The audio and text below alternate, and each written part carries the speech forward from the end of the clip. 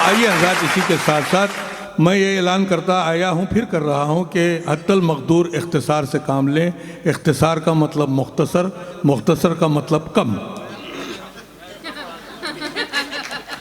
और जहाँ तक हो सके इस बात का ख्याल रखें ताकि जो है सबको पढ़ने का मौका मिल सके। तो आइए अब मैं आपकी बेहतरीन समातों के हवाले कर रहा हूँ। धर्मेंद्र सोलंकी जी जो भोपाल से तशरीफ़ लाए हुए हैं, मैं उनसे गुजारिश करता हूँ कि अपने गीतों से नवाजें। पुरज़ोर अंदाज में इस्तकबाल करें सोलंकी साहब। जी बहुत शुक्रिया। जितना समय मेरे पास है उस समय में अपनी बात करने की कोशिश करूंगा। जितना हेड आपका है उतना माइक नहीं है। जी बहुत धन्यवाद कि जो निमंत्रण दिया आपने।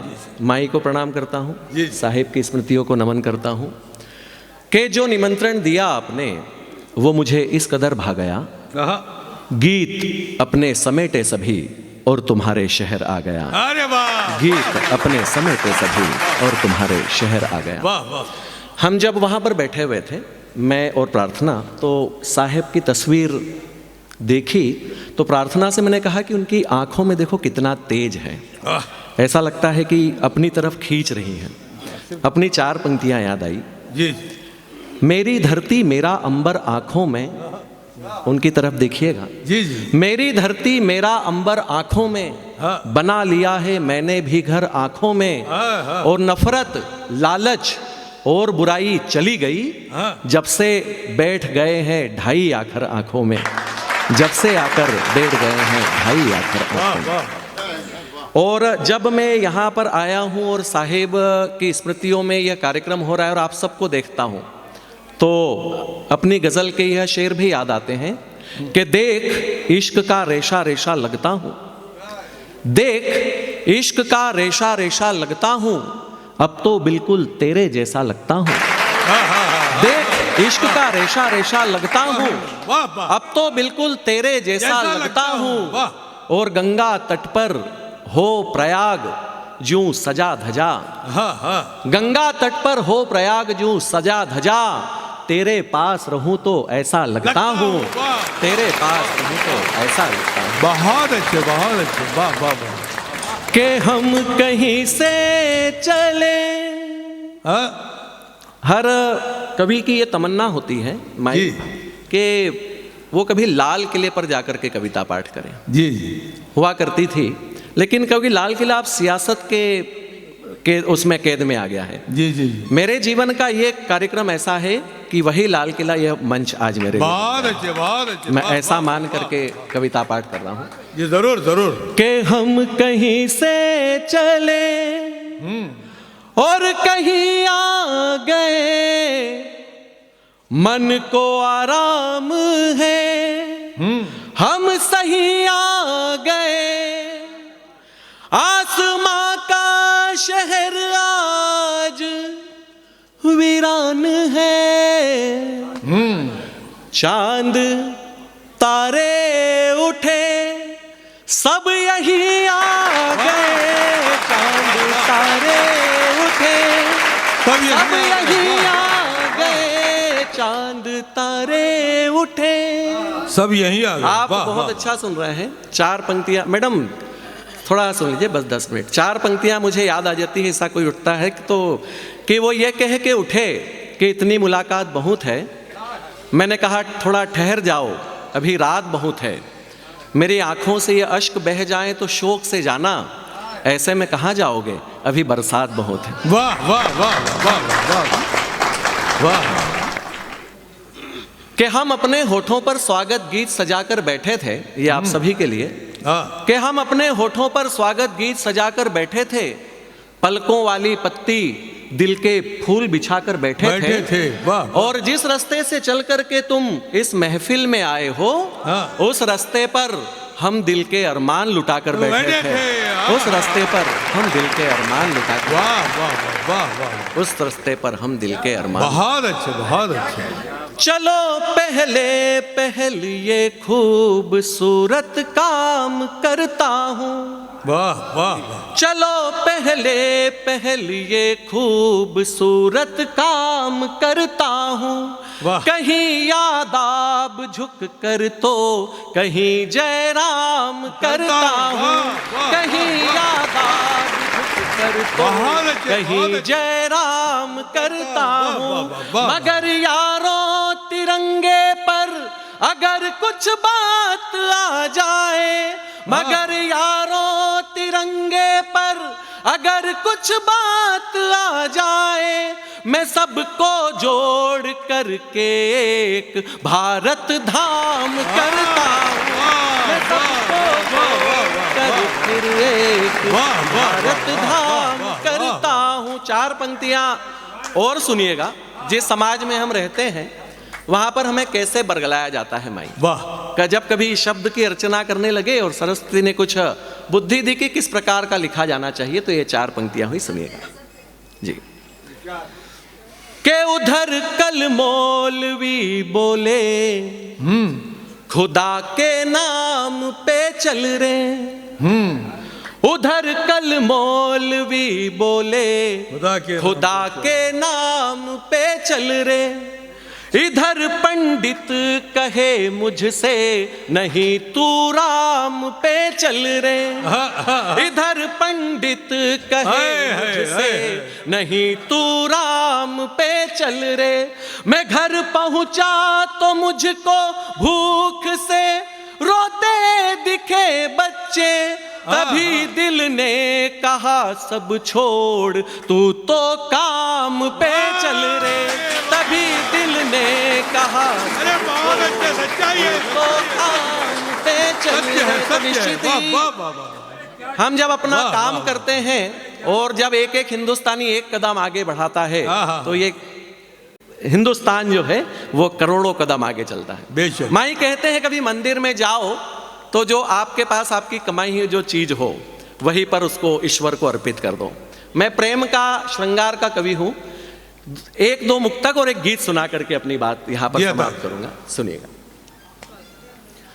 कि कितनी पायल बजती थी जब डफली पकड़ा करते थे। ताली बजा सकते हैं।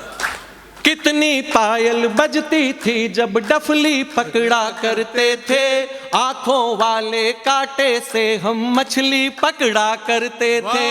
कितनी पायल बजती थी जब डफली पकड़ा करते थे, आंखों वाले कांटे से हम मछली पकड़ा करते थे। अब किस्मत से लड़ते लड़ते माथा पकड़े बैठे हैं, अब किस्मत से लड़ते लड़ते माथा पकड़े बैठे हैं। फूलों जैसे हाथों से कल तितली पकड़ा करते थे, फूलों जैसे हाथों से कल तितली पकड़ा करते थे। एक मुक्तक और सुन लीजिएगा, एक मुक्तक और सुन लीजिएगा। उसके बाद रेणु, क्योंकि मैं और कुछ पढ़ना चाह रहा था लेकिन रेणु दीदी ने एक ऐसी बात छेड़ दी। उन्होंने कहा कि बहनें जब माँ नहीं रहती है तो जब घर जाती हैं तो ये कहा भी जाता है कि माँ नहीं रहेगी तो मायका नहीं रहेगा। इसी पर उन्होंने बात की। जी। लेकिन हुआ ये कि 2-3 वर्ष पहले मेरी माताजी भी नहीं रही, उनका देहिक हम आशीर्वाद हमारे ऊपर से छूट गया। तो जब भी मुझे ऐसा लगा कि मेरी बहनें भी क्या रेणु दीदी ऐसी बात सोचेगी, तब एक भाई होने के नाते एक गीत लिखा है, वो आपके सामने पढ़ना चाहता हूँ। जी इरशाद। सुनिएगा कि भाई की तरफ से आश्वस्ति भरा गीत है ये, और इस प्रकार की महफिल में पढ़ा जाने लायक समझता हूँ। भूमिका आपने मुझे दी, मैं आश्वस्ति भरा गीत आपको पढ़ना चाहता हूँ। माँ के सम्मान में उसके पहले 4 पंक्तियां जी। के उसका होना छाँव सरीखा लगता था, उसका होना छाँव सरीखा लगता था, थक जाऊं तो ठाव सरीखा लगता था। सबसे आते जाते बोला करती थी, माथी तो घर गांव सरीखा लगता था, माथी तो घर गांव सरीखा लगता था। और रेणु दीदी आश्वस्त रहिए, यदि माता पिता ने संस्कार दिए हैं भाई को तो जब तक भाई रहेगा, जब तक आपका मायका जिंदाबाद रहेगा। वाह वाह वाह। सभी बहनों को, इन पुरुषों की तरफ से भी और महिलाओं को आश्वस्ति भरा गीत कि भाई है तो मायका रहेगा।